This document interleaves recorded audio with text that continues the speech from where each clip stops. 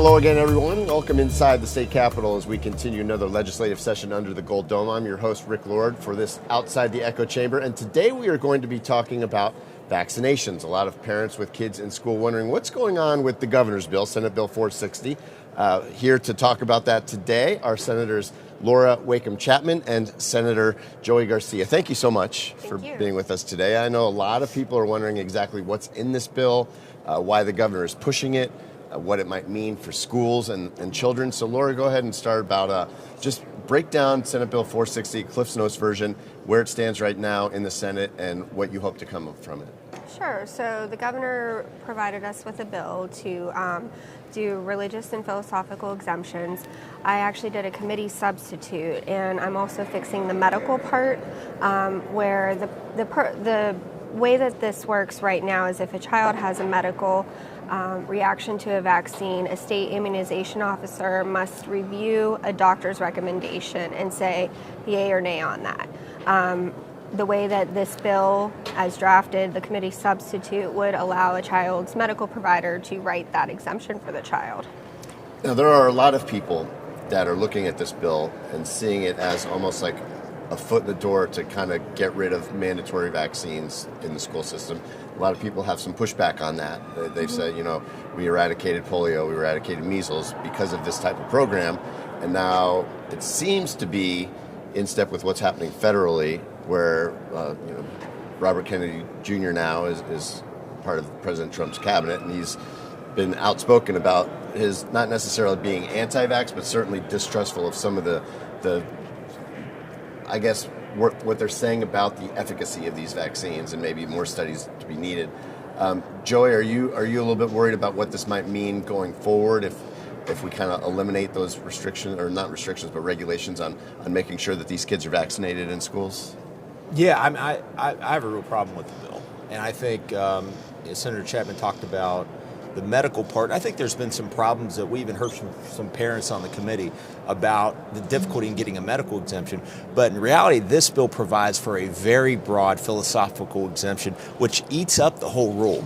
You don't really need a religious reason. You don't even need a medical reason. You just need to put your name on a piece of paper and sign it and give it to the school system, and you'll be exempt from our requirements on childhood vaccinations to go to public schools, but also private parochial schools, any type of school, and state-regulated daycare in the state of West Virginia. And so I think that's dangerous because we are the leader in the United States, one of the leaders in having our kids vaccinated. And we heard from medical professionals saying if you don't have 96% vaccination rates, then you could have problems with a number of these diseases, like you mentioned. In polio, we have eradicated, and the chance that something like that, or measles, where there's a current outbreak in Texas, could come back and affect the health of our people, especially immunocompromised people, I think that's a really big risk. I mean, laws are most effective when they're black and white. When you allow this kind of ambiguity where people can just kind of say what they want to find, not necessarily a loophole, but to kind of get what they need out of that law, does that leave it open for some problems, do you think? Well, just to go back to your original point about RFK Jr., I've been fighting this issue for 3 years. So this has nothing to do with the Trump administration. I think that there's a little bit of confusion about that. As far as opening it up to problems, what I would say to that is 45 other states have a minimum, a religious exemption on top of a medical exemption. And so 45 other states have said through their policy that they find it effective and safe for children to exercise their religious beliefs. So yes, I will admit that there is a risk, of course, but I will say right now we are denying children an education of their choice by violating their religious rights. And the philosophical is for the people who are worried people will lie about their religious beliefs. And what is it? There are a lot of people that are asking, what religions don't like vaccines? What is it about the vaccine that makes them hesitant because of their religion? I mean, what have you heard from that? I know there have been some talk about some vaccines use like fetal tissues, but a lot of those studies are inconclusive on whether or not that is actually happening. So what religions don't agree with vaccines? Well, I mean, I think that's one area of pushback that we've heard from last year when there was a bill that was another iteration of this bill, but it was very narrow, and it basically said that private and parochial schools and virtual schools could make the decision for themselves about whether or not children had to be vaccinated to come to their school. And at that time, the Catholic Church, and I believe the bishop in Wheeling, said that we are going to require that you continue to have vaccines. And that's also one difference in the bill this year, is that it provides for these exemptions, and it also requires that religious type schools, even if based on their religious beliefs, they believe people should take vaccines or children should be vaccinated in their schools, it actually requires them to accept that child regardless. And so I think it's a little bit more broad. And again, I think we can have a good discussion about exemptions, and certainly there are people that have had bad reactions. And again, this is a heartfelt issue, I think, from all sides. But I think this bill is so broad. And again, I think that's my biggest worry about it. Trying to dial down into what exactly is necessary, what might not be necessary. I know every amendment failed when it was on the floor a couple of days ago. Didn't get brought up yesterday. It probably will get to today, hopefully. We'll see if I believe Friday. Friday now, okay. Mm-hmm. So, all right. The challenging part about this whole thing is, in this political climate, a lot of people are hearing, people are yelling at them from this side, people are yelling at them from that side, and you're hearing these things like, oh, there's a link between autism and vaccines, and there's never been a study that has definitively shown a causal link. There have been some studies, most of which have huge methodological problems with it, that showed a correlative link, but correlation does not equal causation. There's a lot of fear out there from people that don't really know maybe exactly what's going on here. How much of that do you attribute to maybe just distrust in public health right now, because it seems to be a problem? Well, I think there is a little bit of vaccine hesitancy because of the COVID vaccine, but I am not saying vaccines are bad. In fact, I encourage everybody to be vaccinated.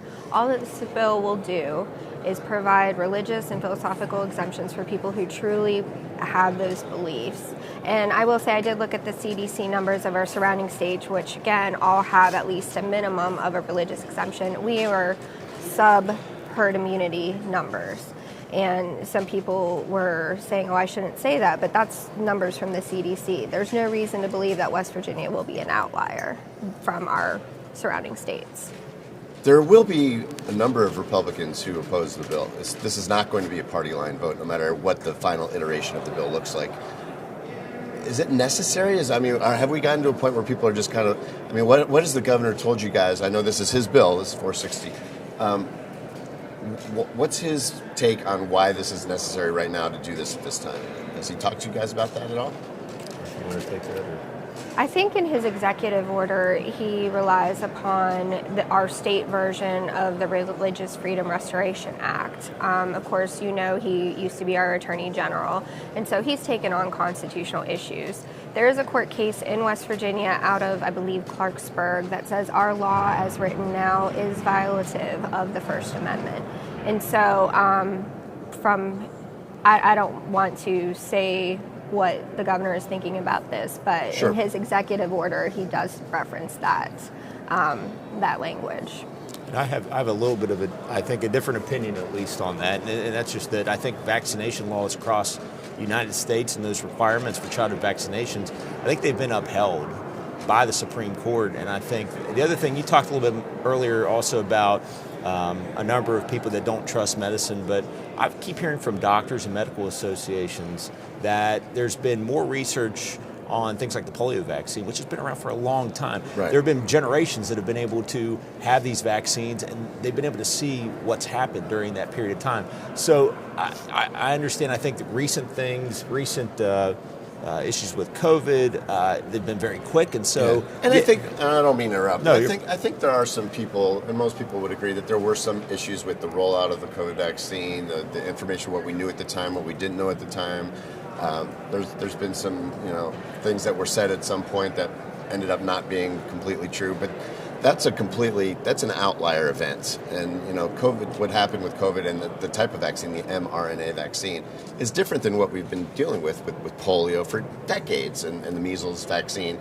Those all were shown to be effective way before this spike in autism, which I believe happened in the 90s.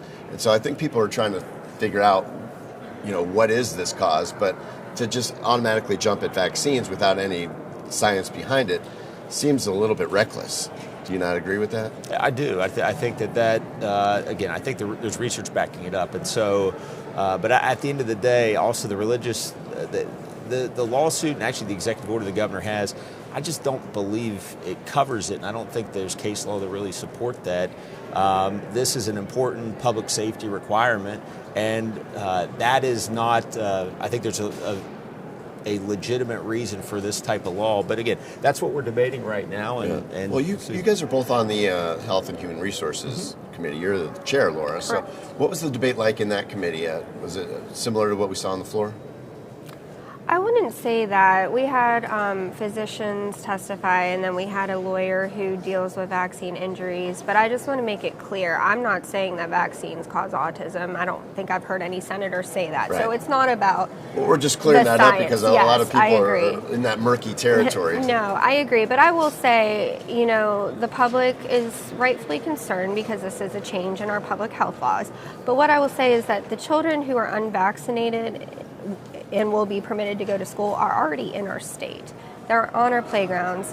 They're in, our Walmarts. They're in our hospitals. They exist.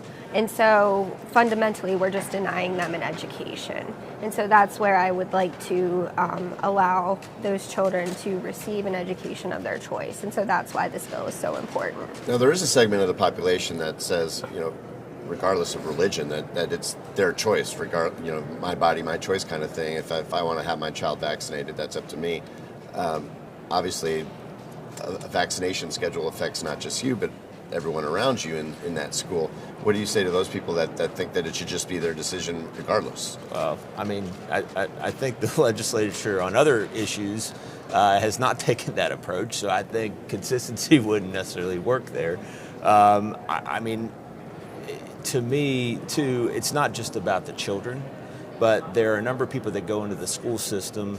My mom's a teacher. She's 62 years old. I've told this story on the Senate floor the other day, but she's considering whether she should retire based on being older and being put at risk if there are less children that are vaccinated. And there's so many grandparents these days that are taking care of their kids that may have immunocompromised issues. And I think some people say, oh, well, if you're scared, just get the vaccinations. A lot of people have, and the fact is that those immunocompromised issues can make somebody at risk if there is an outbreak. And so I think that's a very important public health concern. All right, get out your crystal ball. What do you think is going to happen on Friday? What do you think the final bill will look like, and do you think that it'll pass? Well, the final bill, from our perspective, is done. The amendment stage is over, and so now we will just be voting either yes or no. I believe that it will pass pretty significant numbers, but you're right. I do believe that there will be some Republicans who vote no. And then when it crosses over, do you expect some markups and some changes in the Senate?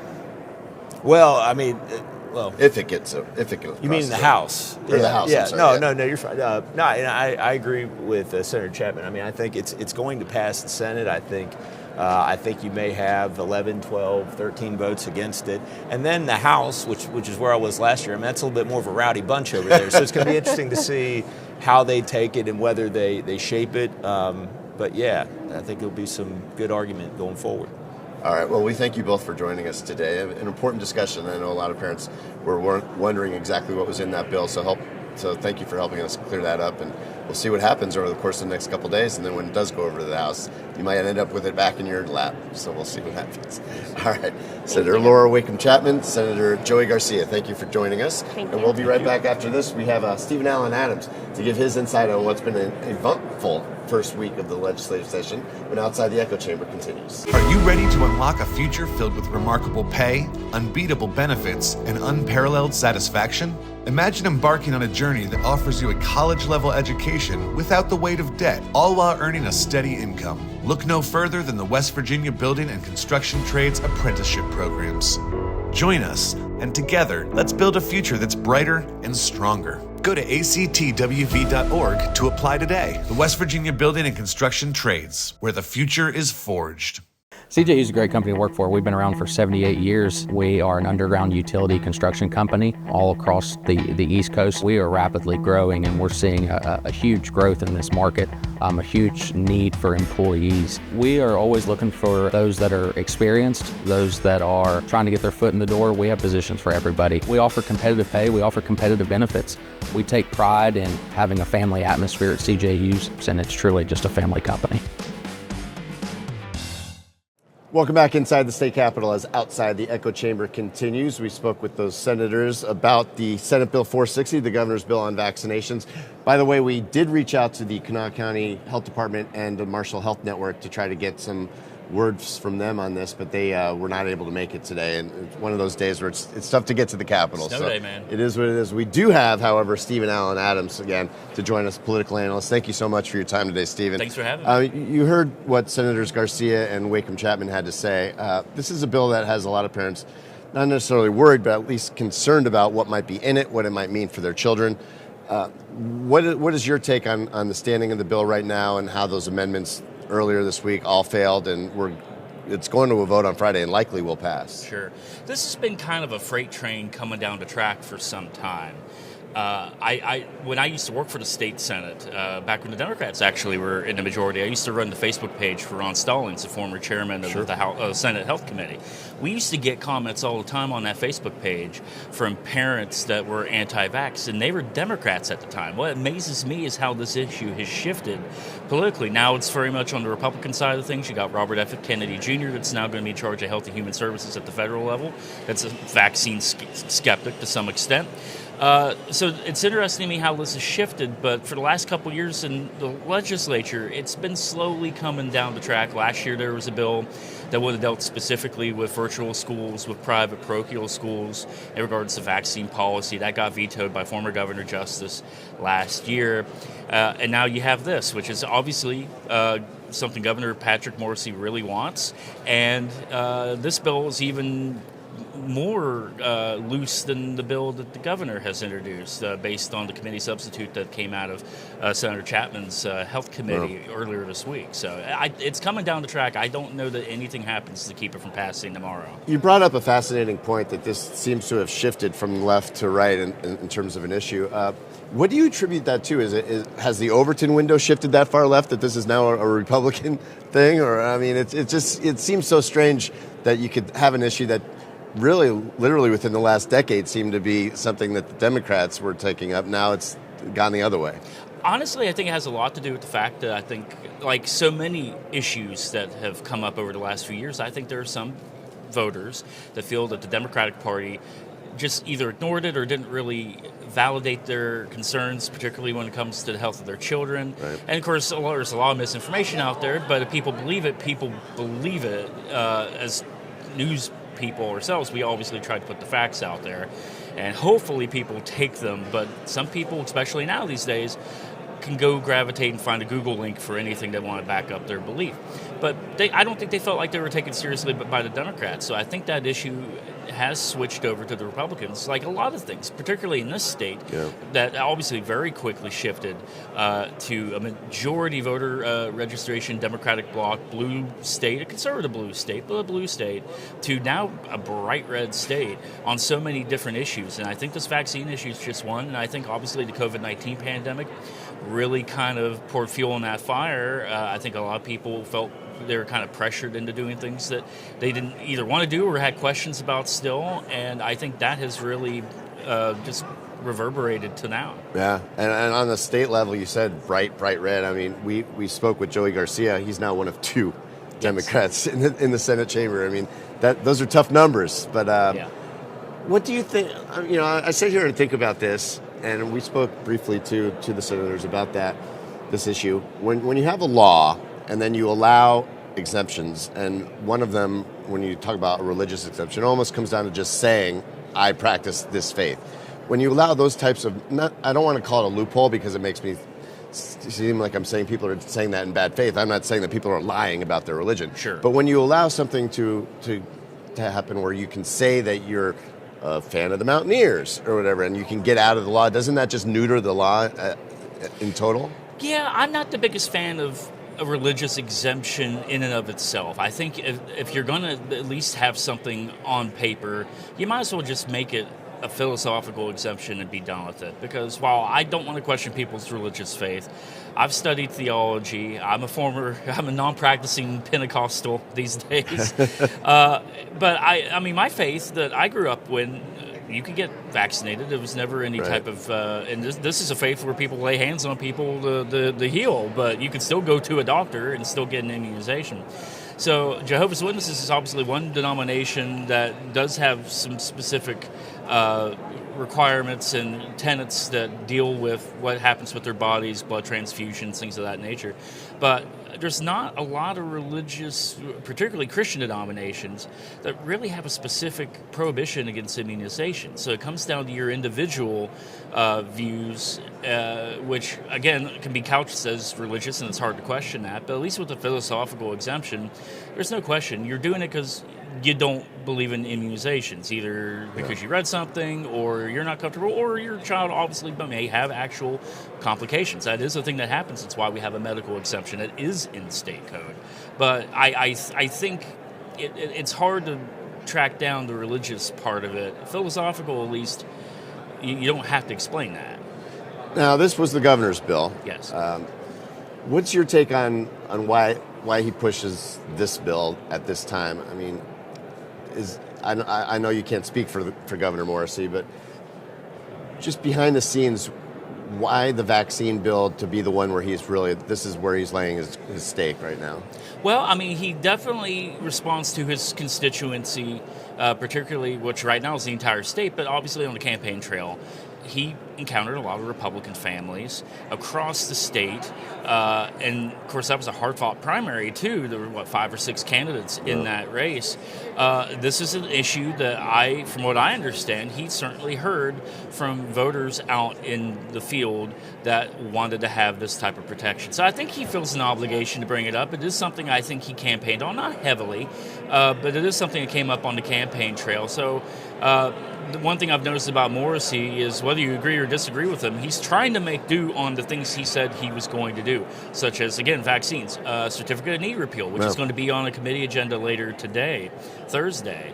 So it's one of those things where I think he feels like he's responding to the will of the voters. What I really wish we had some public policy opinion polling on this so we could see real numbers in West Virginia, because I'd be curious to know who really does want this and who doesn't. We don't have that. I wish we did. And the polls that we do see, you have to look at who's paying for the polls, right? Because it's almost like you get whatever result you want by whoever's commissioning those polls. Right, yeah.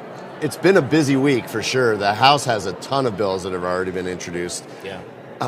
Working through those bills with now the new regulations in place, where each bill is going to be at least 2 days, possibly even 3 days with the new procedures.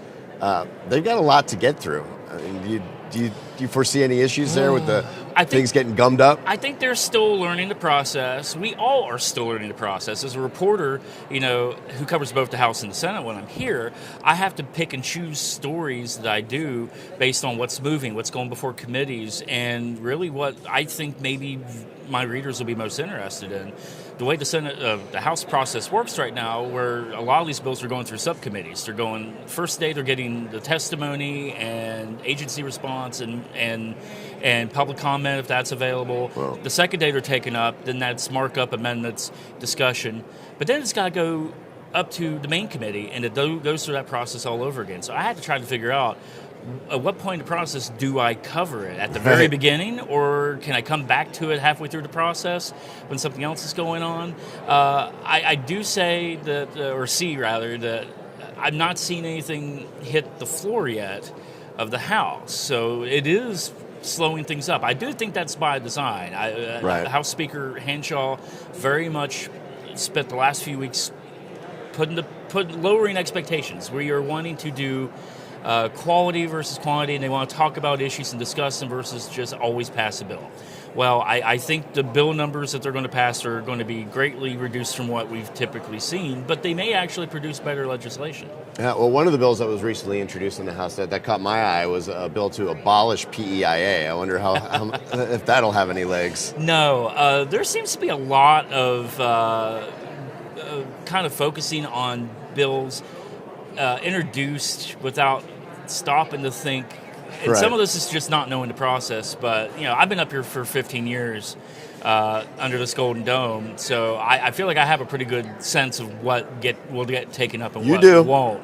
And the PEI abolishment is not going to get taken up by committee, but it's good clickbait, and it gets people outraged, and there's a lot of that going on. The Spruce Knob versus Trump Mountain thing, that was another thing. That was this pure clickbait. Yeah, it'll get you a bunch of It's social attention, media gold. but it was never going to go anywhere. Right. And the way it was never going to go anywhere is they referred it to the House Rules Committee, which is pretty much the parking lot for bills to die. Or put a fiscal note on it. Well, that's true, too. Yeah.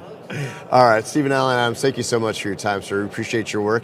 You can check out all of his work on wvnews.com. Always does a great job covering everything that's happening here at the legislature. And we will be back next week with another episode of Outside the Echo Chamber as we continue to talk about issues that are important to you and your family. We thank Stephen Allen Adams. We thank Senators Laura Wakim Chapman and Joey Garcia. I'm Rick Lord. Until next time, take care.